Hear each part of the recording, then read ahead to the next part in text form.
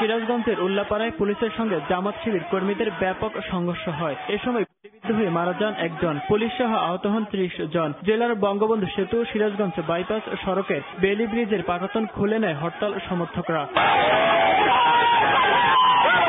সাতক্ষীরার কলারোয়ায় বিজিবির সঙ্গে হরতাল সমর্থকদের সংঘর্ষে মারা গেছে ২ জন। এ সময় গুলিবিদ্ধ হয়েছেন কয়েকজন।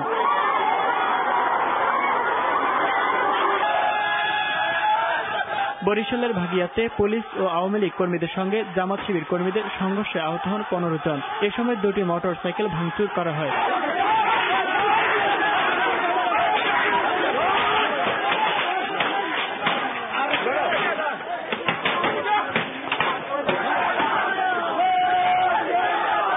চট্টগ্রামের মুরাদপুরে একটি টেম্পোতে ভাঙচুর করে হরতাল সমর্থকরা। নগরীর মমিন রোড এলাকায় টায়ারে আগুন দিয়ে রাস্তা অবরোধ করে তারা। হরতালের সমর্থনে নাটোর পাবনা মহাসড়কে গাছের গুঁড়ি ফেলে ও টায়ার জ্বালিয়ে পিকেটিং করে জামাত শিবির কর্মীরা।